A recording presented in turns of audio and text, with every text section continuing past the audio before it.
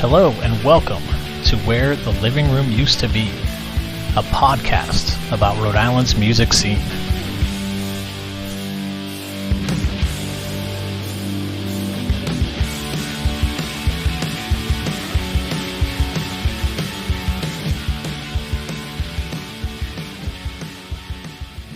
Hey everyone, it's James.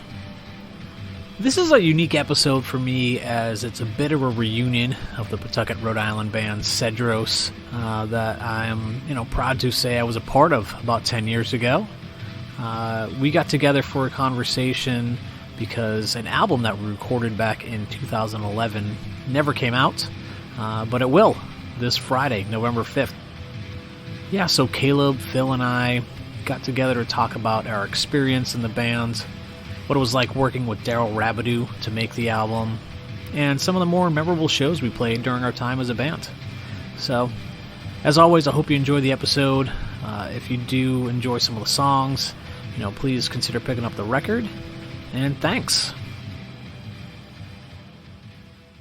Thank you guys for hopping on this. It's just thinking about how, we've talked individually, but we haven't really talked as a group in quite a long time. So this is really fun and excited to kind of talk about where we were, 10 years ago, whatever it was, but yeah, just for everyone that's listening, could you just introduce yourselves and, what you played in Cedros?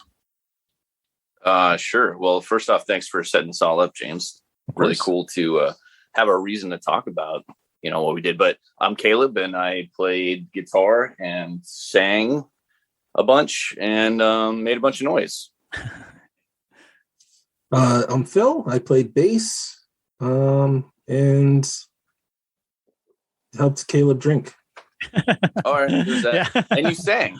Yeah, you sang. You did vocals. I did a little bit here and there. Yes. And I'm James, and I am the host of this show, but I also played drums, and very proud to have played drums in Cedros, and one of my favorite bands I ever played in. So we've gotten together to talk because we recorded a record back in 2011, and because of life, I guess, circumstances or whatever else it was, it just never came out. But to mark the 10th anniversary of that, this record is coming out on November 5th. It will be available as a 5-song 7-inch that comes with a full album download, a full-length cassette that has 2 exclusive home demos that we'll talk about during this interview, and then digital download on Bandcamp as well as on all your favorite streaming services. So you should be able to get it in whatever way you like. And but yeah, I guess I'll throw it to you, Caleb, just because you were the primary songwriter of this band. How would you describe the start of writing these songs? When did you start writing a lot of the songs that were on The Red Night, which is the name of this album? So that would be probably 2006, 2007. I had been playing music with our friend Mark Lambert of Sharks Come Cruising, et cetera, and I don't know. We had a project that just kind of where we were both writing songs, and so I had this whole batch of songs. And then you mentioned something to me probably about a year or two. I guess it would be 2009 or so. About playing. You and I, James, have played together off and on for the last 20 years. Mm-hmm. So I don't think we were living together at that point. I can't remember. Yeah. You're actually my memory, so I will trust whatever you say. But that's pretty sad. To skip ahead, Caleb and I lived together while we wrote this record, and that is Wayward House. But yes, I don't remember exactly when I moved in with you at that time. But yeah, but it doesn't really matter, it was a really interesting time, and you and I always talked about playing music together, as any friends do, right? Mm-hmm. We have played on and off for years, and we'd hang out and say oh, we should do something. And and then you kind of put it to me okay, let's go, let's do this. And at the time I had this batch of pretty finished songs, which was really unusual for me. I was always the guitar player guy who would have riffs and pieces to like kind of present to a full band and say, hey, I have this, what do you think? Does this stick? But I had been kind of, it was like a kind of transitionary phase of my life. So I'm sitting around in that house in those big rooms and writing these songs. So I had that first batch of songs that we ended up working out, pretty much fully cooked. And that would be, I think, about 2009. It would have been about 2 years before we recorded. We started to kind of play around with those. Yeah. I remember that you'd had a tremendous amount of demos. Like, I don't think I've ever worked with anyone that has so many ideas.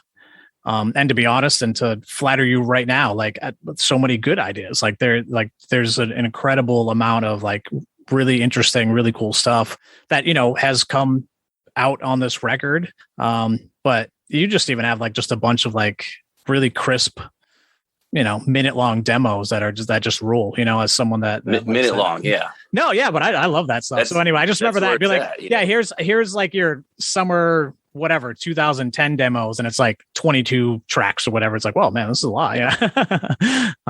Very Pollard-y, in that nature of just that. No, I just really enjoy, so again, around that period of time, I kind of began to like write complete songs from the pieces I had. I just kind of, made things work, put things together. And I don't know. I mean, you guys kind of seem to be on this page too. It's really enjoyable to figure out where a song's going. You have this idea, you can hear things in your head. Okay, this is kind of what I'm thinking. Let's see where this goes, or this change doesn't seem right. And you fiddle around with things enough and there you go. I mean, it's a 1 minute song. Boom.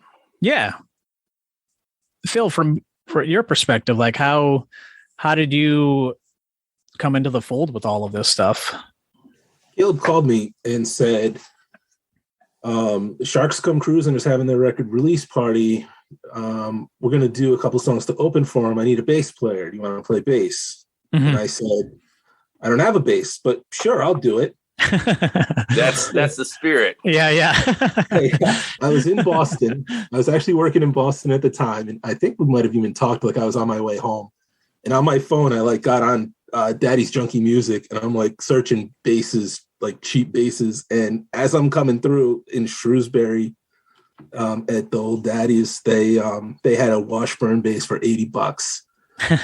So I'm like, yeah. So I just detoured right there, grabbed that bass. I'm in there, and the guy's like, that's actually a really nice bass for like $80. He goes, you want like a gig bag or something so it doesn't get ruined? I'm like, yeah, nah, it's okay. Like, I'm not going to spend money on a gig bag for this. He's like, no, I'll throw it in. Oh, so yeah. I got a gig bag and a bass. And Caleb, I had whatever amp. I think you had a PV amp at the time, or either that or the trainer that I played through. And it just made it work. And I think because you're a guitarist, right, Phil? Like you've been, right. I'm a guitarist. Yeah. Caleb and I have been playing guitar together since like '97. Yeah, it's that kind of thing too, where it's like, oh, we always get together, and like we've written some really good stuff together, and like we always get to the point where it's like we have great pieces of songs, and I went in a different direction, and I just didn't focus on music as much, and kind of fell out of it. And unless I played with you guys, I wasn't playing at all. So just to be able to play, I was like, I'll play bass. I'll play whatever you need me to do. That's fine. But I approached it as a guitarist. I don't know how to write bass lines, and I remember which is funny because there are like several songs where I can hear like just outstanding bass parts that it just makes, I don't know. I mean, you were the first person I thought of just because we had played together and you're such a good player. I was like, well, yeah, he's not a bass player, but he should be able to sort this out like nothing. And you did. It was like, honestly, think about it. You hadn't played bass. You didn't even own one. You picked up this, like, it's basically as cheap as you could pay for a bass, right? It was literally the plugged cheapest space online in New England. That's wow, what a bargain! You know, They'll have and it. you just flew through it. It was like nothing, you know. Mm-hmm. It was fun. I mean, it was actually. I mean, it kind of got me out of my comfort space. Mm-hmm. So it was something I hadn't done, and like I remember one time we were doing we were tracking, or I don't know if we were tracking or playing live. Wake Up, and James was like, "Oh, you know, don't go too crazy. Leave it open. Like kind of do like a reggae bass line." And I'm like, I don't know what that is. Like, I don't know how to do that. So I just like kind of like hit a note on the kick, and I was like, oh yeah, I guess that works. It was fine. It worked out. But yeah, it was like learning. Like it was kind of fun. It was like learning music all over again from like a different perspective. And I'm happy with the way it came out. I enjoyed doing it, and I'm proud of the product. Definitely should be. It's outstanding. I mean, like so many pieces, especially, you know, getting a good recording so many times. I mean, I'm sure you guys have experienced this before, but you suddenly are able to hear everything that everybody's doing that you can't really hear when you're in a practice space or in a live environment, you know. And you have the time to kind of like sneak back and like, oh, I'm going to bump the bass up, or I'm going to like, if I like throw a little bit more treble here, I can actually hear like James's hi-hat and what he's doing there. And I've never been able to hear that before. So you can appreciate it from like kind of a whole new level, you know? Because yeah, my hi-hat work is phenomenal. Hey, they're like, hey, Jimmy hi-hats, you know? So Jimmy hi-hats. I can see you with like one of those bowling jackets with that name on there. Yeah. So I had been playing in Sharks from Cruising for quite a while. Love playing in that band, but yeah, we had our record release booked at Club Hell. And was it for this one? Oh yeah. Wow. Yeah. Well, I think I didn't realize you had a signed copy of that. That's pretty cool. What did I say? Well, did I say anything on it? I also have the unsigned if you know, we can go with that one. What does it say? Thank you so much for the support. Oh, and then you wrote my name. You wrote the wrong name on there. You're like, what's your name again, kid? Yeah, I threw a baseball up at you. I put a baseball in a bucket just for Pawtucket's sake, you know.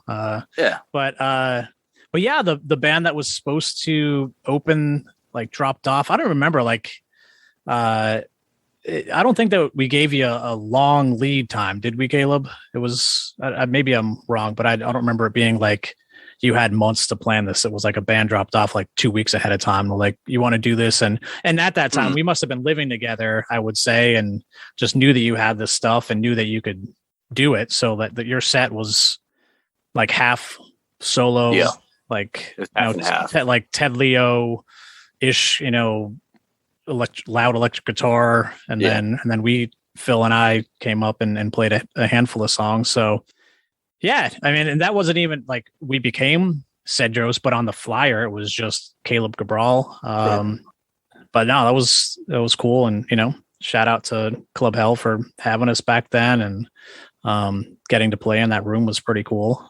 Yeah, absolutely. With everything, thinking about all the shows that I had seen there. Phil, you played there plenty of times before, right? I think I played Babyhead, but it was Babyhead. I think I played there once with Times Expired. But yeah, it was still, I'm like you. I mean, all the shows you saw there was, it's just crazy being in that room.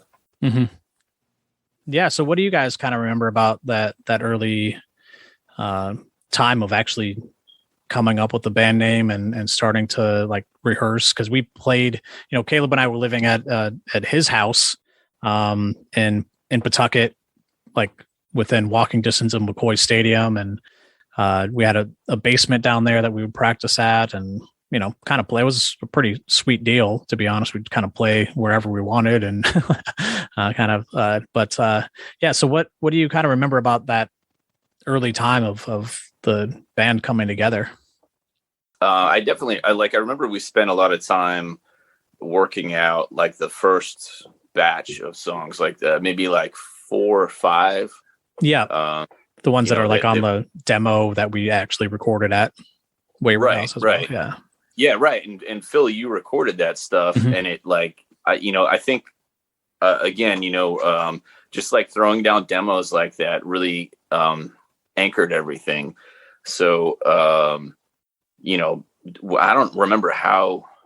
I remember a couple different times we recorded there, and one of them was up in the top floor. The drums were in that room with the slanted ceiling, and there's nothing in there. It kind of had a really cool sound, and just like throwing that stuff all together, that we had each hammered out every piece, what everybody's playing, what we're gonna do, and having like a pretty good natural approach to it, because I had played with each of you for a long time, so we already had like a natural chemistry. It was pretty easy. And I do also remember, I think it was the night we recorded, or day, that we were at the house all day recording like 4 songs, and then Lambert called one of us and said, "Hey, like Sharks were playing at the pub right down the street at McCoy." Yeah, Galway. Like, right? Galway. Hey, do you guys want to? I think somebody had dropped off or whatever, and do you guys want to come play? And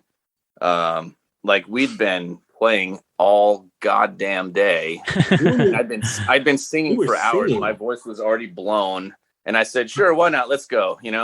That's the thing. It was that day we did all your vocals. We like put you in the closet, and we had like the board set up out in the hallway. Yeah. And like you could barely talk at the end of the day. And then you're like, oh, we're gonna go play a show. And we rocked it. Like, I mean, it was just like, that was just a crazy day. But that's really what I remember about that whole time, was just how fast it went.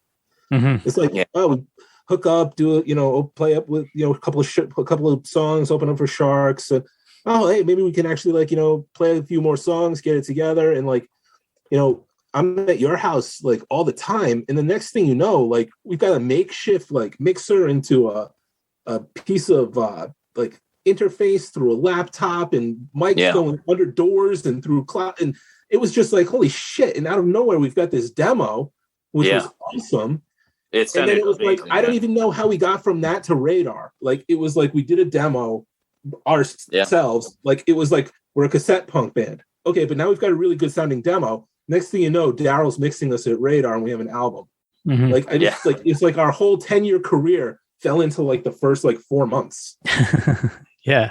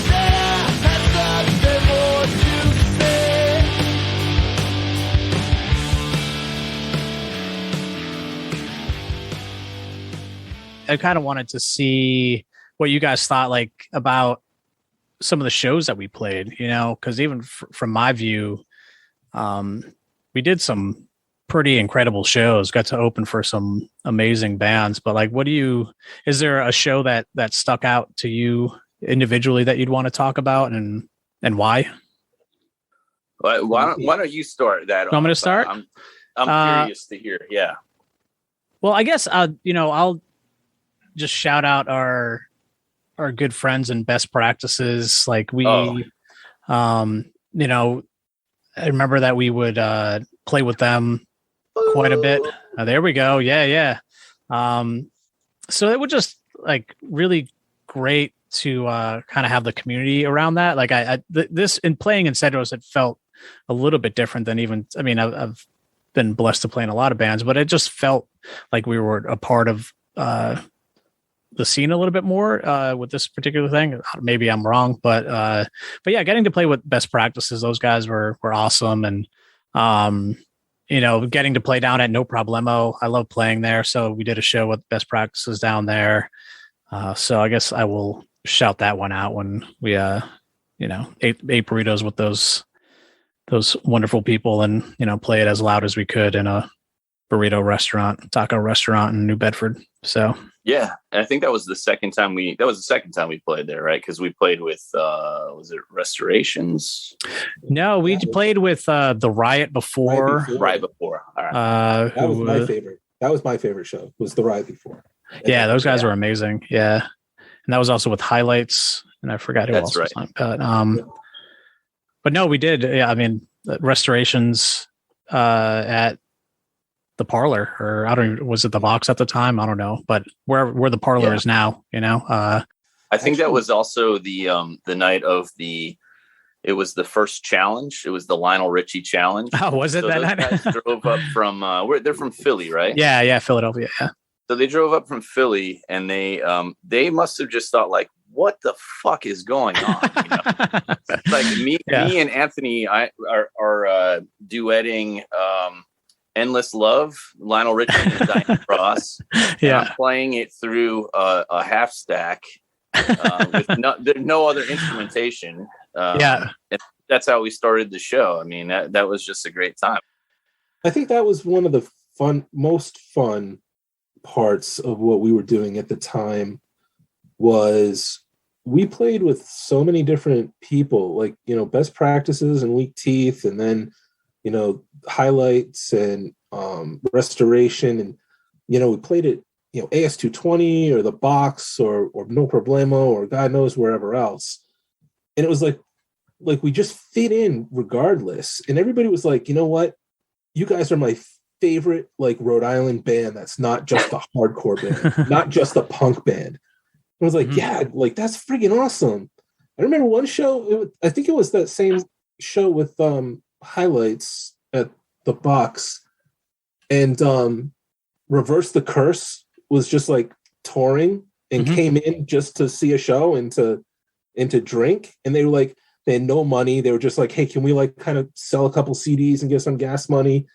And Caleb was like, why don't you just set up and play? And like, they played. Really? Like, I bought their album, and like, that's like one of my favorite albums still, or CD. Yeah, it was just such a crazy time. Like, it was just so fun to play with so many different cool bands. Yeah.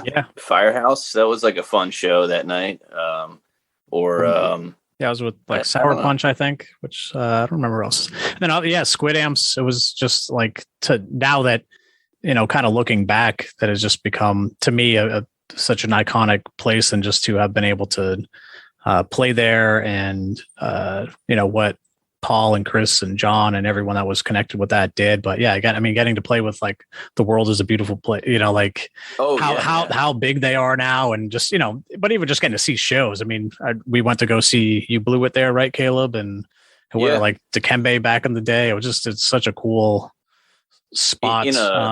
Basically a single bay garage. Yeah. So it's this really intense situation, right? Where it's like you're standing right in front of some other people. You're right in somebody's personal space.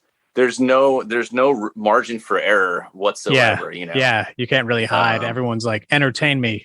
Right. Yeah, right. I mean, it was like, it was warm though, because I felt like in that room, there was just a tradition of like giving your time, like, hey, I'm here to see some people play, so I'm gonna put my phone down and like I'm gonna just pay attention, because like you get to be in this really cool space. And I remember having this conversation with, I don't know, either of you or somebody else, about how much money would you pay to see, some of your favorite bands in a space like that, where you're in their practice space, basically, and you're able to like stand right next to Neil playing drums, who's like just blowing your mind, or whatever's going on there. I mean, it was amazing. One night, I don't know how, I asked Paul about this recently, that Paul DiCiccio? What's his name? Like yes. Paul from Tour Johnson. Yeah. Okay. Waxahachie played there. She was solo, and I felt bad because like it's not probably what she expected at all, but people got to see her do her real thing, right in front of them. It's amazing, Mm-hmm. Yeah, it was incredible. And yeah, it was just really cool to do what we were able to do. And yeah, I mean, you just brought it up, Phil. Like I didn't even really remember, but yeah, we were able to spread out somewhat quickly, even just in the, just the time that we were doing this stuff. So, but yeah, I'd love to get into the record, the Red Knight. We did this at the Radar Studio in Clinton, Connecticut. And, I'd say that this came about. I was fortunate to have gotten to work with Daryl Rabideau, who some people might know as the guitarist of the Cancer Conspiracy and also played in Deleted Arrows. He recorded a bunch of stuff for Sharks, Come Cruising, and I don't remember exactly how he landed at the Radar Studio. I mean, I believe he's just longtime friends, if I remember correct, with the owner was Will, right? But sounds right. Yeah, I don't know. What do you guys remember about doing the record? And like, I'm sure, was it me? I was like, we should probably record these songs. And I've been working with Daryl, or I don't even remember how it came about, but. So you knew Daryl. So that was this record, right? The Sharks. Yeah, record? we did that. A Past We Forget. Okay. And I think we did I think 4 other songs in a different session before that, if I remember right. But I'm not totally sure. Ask Mark Lambert that. But I think that we did 2 different sessions. I think. I don't know. But yes, we had worked together. Daryl and Sharks worked together. We recorded the Sharks record up here in Providence at Strange Ways. With, that was a studio that Daryl and Mike Poorman from Hot Rod Circuit owned together. But yeah, I mean, getting down to Radar, I guess I'll just start, but I was definitely, it's an impressive space, and I have never recorded in a place like that, or probably will ever record in a place like that, because of how unique it is. I've done, your traditional studios, houses, whatever it is, basements, but like, this looked like, I forgot what you described it as, Caleb, but looked like some Star Wars cave or something like that. Echo base on Hoth. That's more specific. Yes. Yeah. You want the coordinates? Yeah. But yeah, why don't you guys talk about what your experience was like recording with Daryl and recording at the Radar Studio? I just remember when you suggested Daryl, I was pretty intimidated because I was familiar with him as a player. Mm-hmm. So he came to I didn't know him, and he came to check us out. We played at AS220, and I just remember so I'm the guitar player, and he's like watching me play, and I just the whole time we're just like, don't fuck up. Yeah. Like trying to play my fanciest, I'm going to do my major 7th with no 5th. Check this out. But no, I didn't know him. And I mean, so recording is, it can be just such an intense process because, mm-hmm. or just a situation, right. Where you have somebody who's just trying to get the sounds correct. Right. And you have to try to not take it personally. You know what I mean? Yeah. Like he's just trying to get the best recording for the band, and mm-hmm. At least I've always just defaulted to that. I mean, for me personally, I'm a self-taught musician, so I'm like, all right, well, I mean, I kind of know what I like and know what I want sometimes, but I'll default to a sound engineer, pretty much any time. Like if that's what will have a better result or make more sense down the line. Like I have no idea what happens when it gets to the board, like any of that stuff. It's like rocket science to me, what some engineers can do, like, so. Yeah.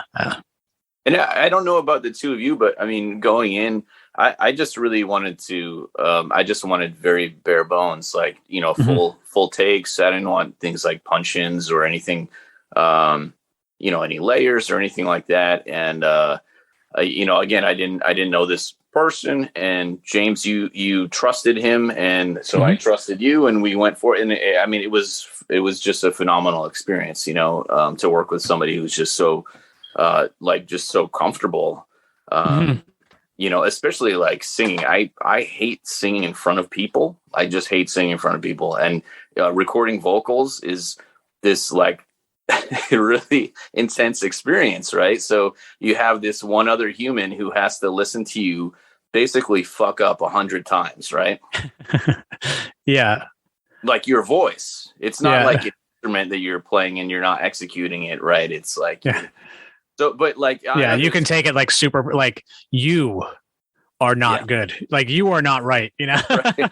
You just sound terrible. Yeah. No, I mean, for like to have somebody I didn't know, kind of like be that comfortable and just like the guy just has a fantastic ear, that I just, it was easy to trust somebody who just kind of seemed to know, like you just explained in I mean, I don't know about you guys, but in my very basic like caveman musical vocabulary, he was able to translate that to like, real world information. And okay, I think I know what you guys are, looking to do. And, it was just amazing. It was great. The radar was amazing. And then like to then move, especially vocals we did in our house, in my living room, which like, in the moment, I did not appreciate it as much as I do now. Why is that?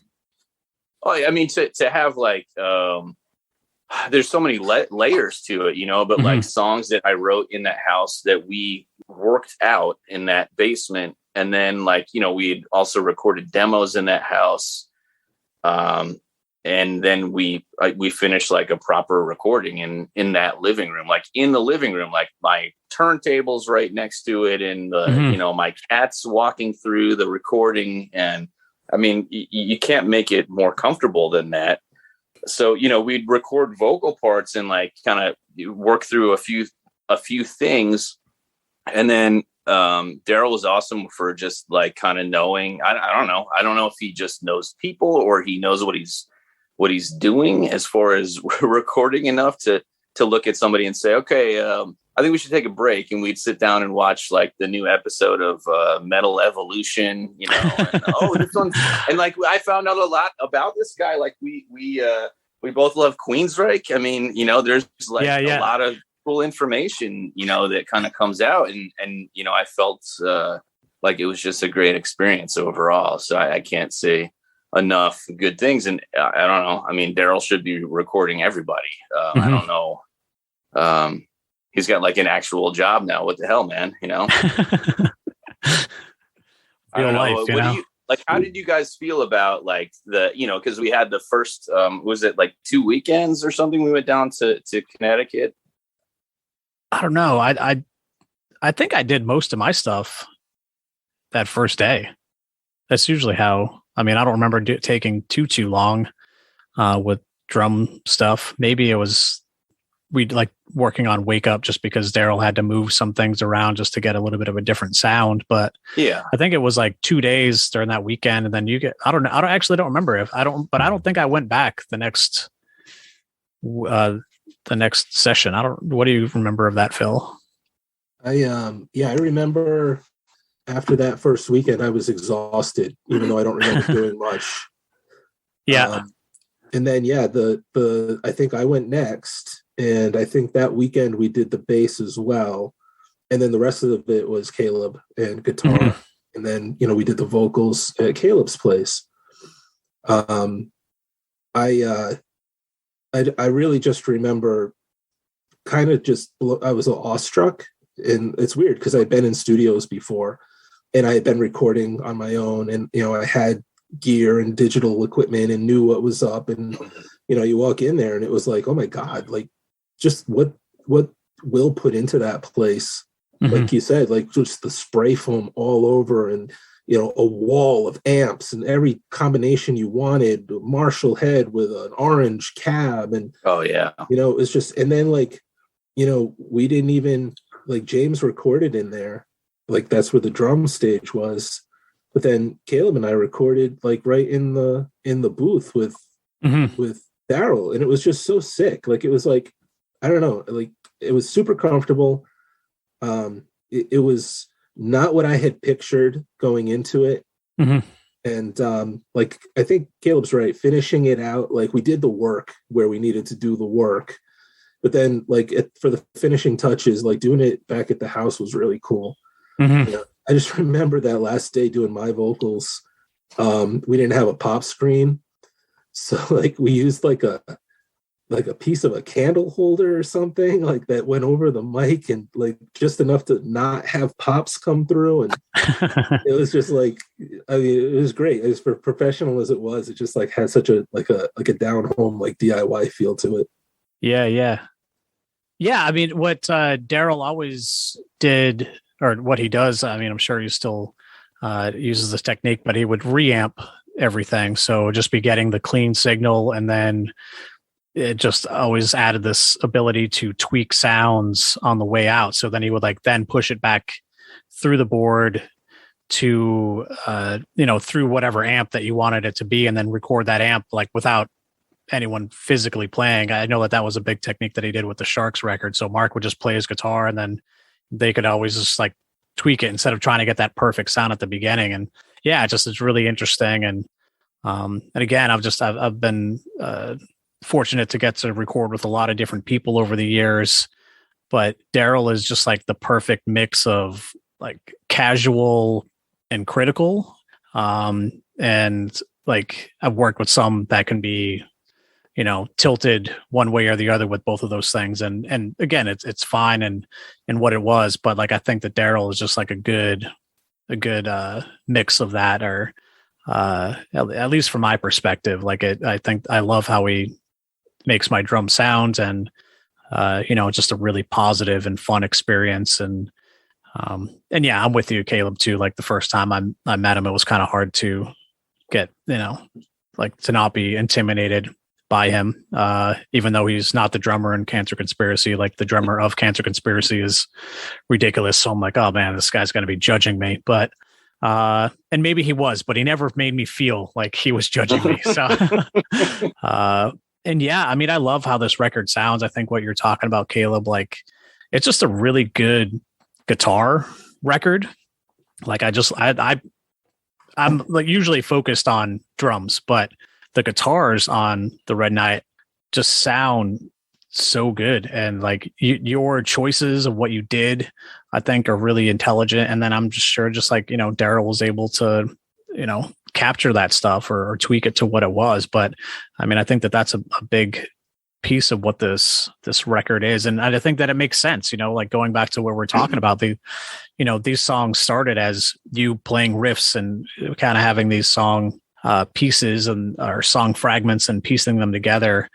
So I'm really happy with that. Like what do you guys think? Or I guess throughout, like, what is your favorite song? Like, what are you most excited about people hearing when this comes out on November 5th? I actually, Best Defense. It's funny, I hadn't listened to any of these songs in a long time. And then when we were all talking about it again, that was August. I had some time to really, I was driving around a lot and listened to it. And it's just, it's so many projects. I'm sure you guys kind of feel the same way. It's not just music, but anything that you do in the moment, you're just so, you're so focused on getting everything right that you just are paying attention to what needs attention, like what's off, the flaws, and like hearing it after, with a little hindsight, like that best defense is just so tight. Like every element of it just works. It's not overcooked. It's still, to me, feels like it breathes, it's present. But like all of the parts, like everything that you guys had worked out, it's ridiculous. I mean, there's so much on there that like I couldn't hear when we played live because I'm standing in front of a ridiculously large guitar amp, but yeah. You guys had all this stuff worked out, that one, and Lost Sleep has been the song since we started playing it. It's the one song that gets stuck in my head randomly that I think I've thought about for years. Like it just pops up in my head. So I just love hearing that. And I love playing that song with you guys. It was just always so fun.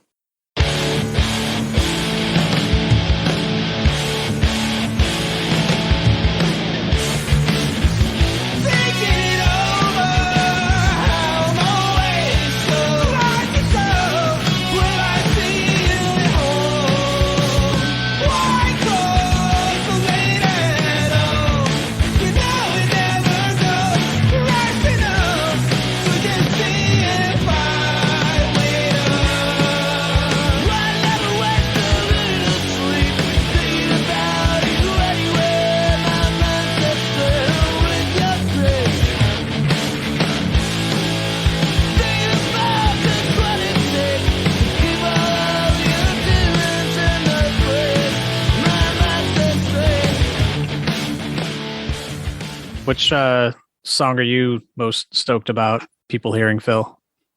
Roche Limb is my favorite song. Yeah. Totally my favorite song. And it's really hard to say that too, because I love the album as a whole.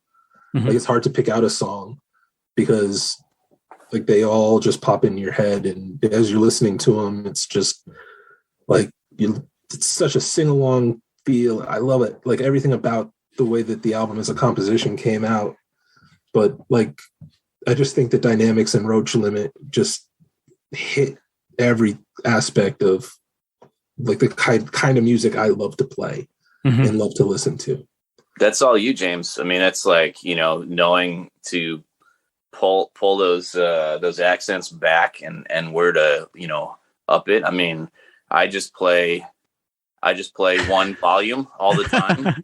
Yeah. So you're just trying to figure out how to shape that, and it was just amazing. Yeah. I mean, I really like Glue Song.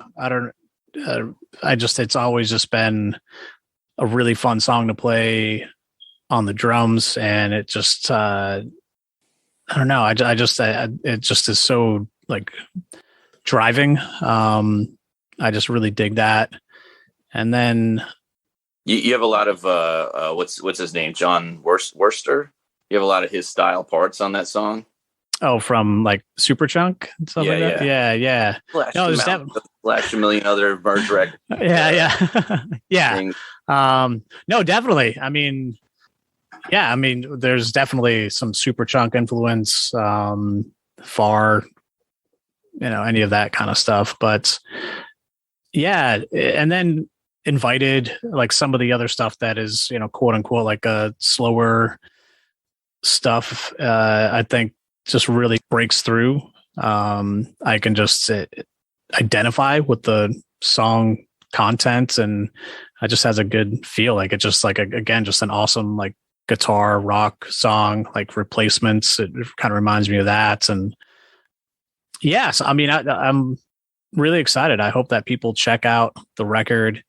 It's something that I'm very proud of, but it's, to be honest, also just something that I'm just happy that we've done. Like, it's just like, it is like a record that I'm just glad that I have gotten to listen to it. I hope that other people listen to it and like it, but even if they don't, I like it, and I think that that's a good place to be, like we've all played music, and it's hard to not get wrapped up in like wanting to have some more popularity or to have some more success or whatever else that stuff can mean. But I think that this is just really, like, it's cliche, but just like a pretty authentic record of, that was written in this house in Pawtucket, and a lot of the stuff that was there at the beginning of how these songs came together stayed together. Yeah, I don't know.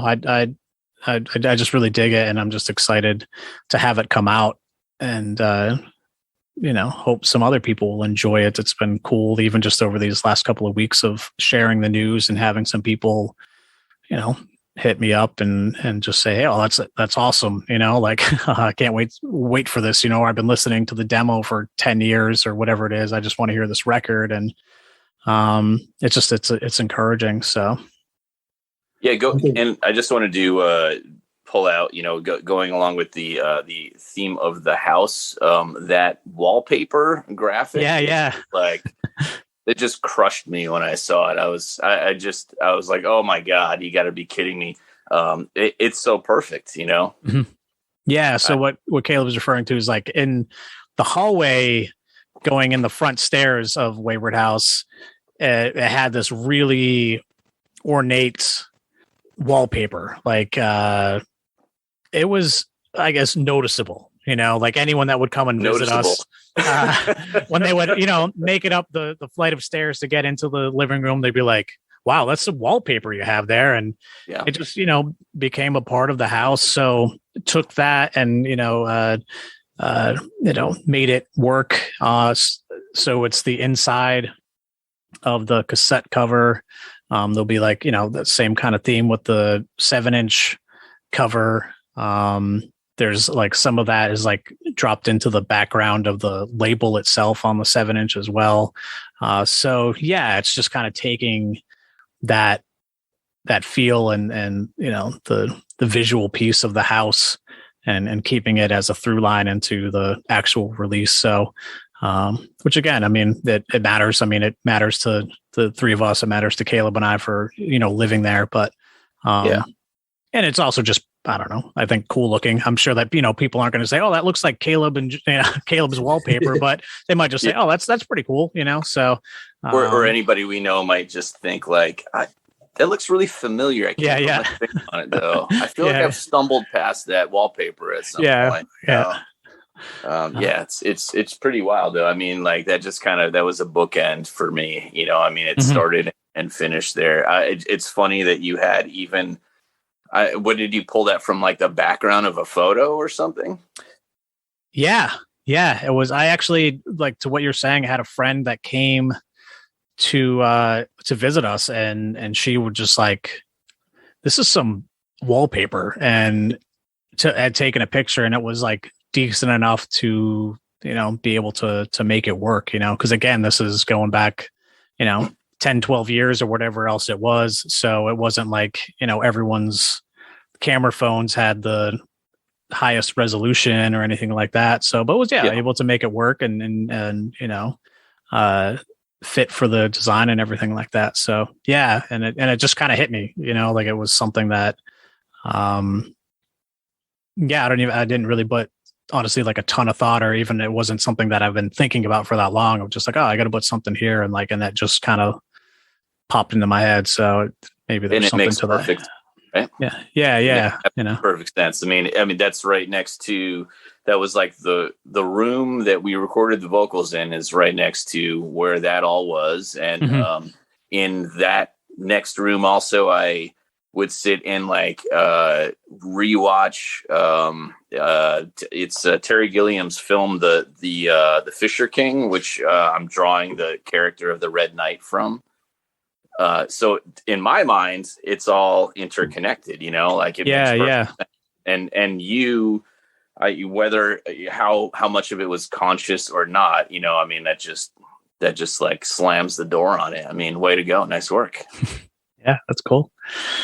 But I mean, so anyone that's listening, please check out the album, Cedros, The Red Knight, however you want to consume audio these days, whether it's on, any streaming platform or where the living room used to be, the Bandcamp page, which is livingroomutb.bandcamp.com.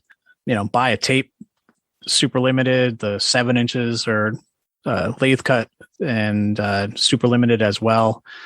Just if anyone has listened to this podcast or knows me at all, it just means a lot to have something physical to hold, and it just kind of makes it real. I don't know, is there anything else that you guys wanted to to shout out or discuss that I may have forgotten about? I think you should have released it on more formats, More. Yeah. VHS-C. Sega Genesis. I want to listen to it on my Genesis. I think you can. Okay. I've seen some people that are doing that they can release music on like video game cartridge now. Like they can make the chip, and so you can. we also have to do an 8-bit version of the record. All right, yeah. Go back into the. I'm sure Daryl can actually figure that out. So One thing I wanted to kind of reminisce on with James is, we were both in school at this time. It was just whatever extra time that we could fit. Like I'm writing a paper with my bass on my lap and, thinking about when the paper's due versus when our next show is. And like, I think that from a couple of angles that the reason things happened like as frantically as they did is because we had so much going on.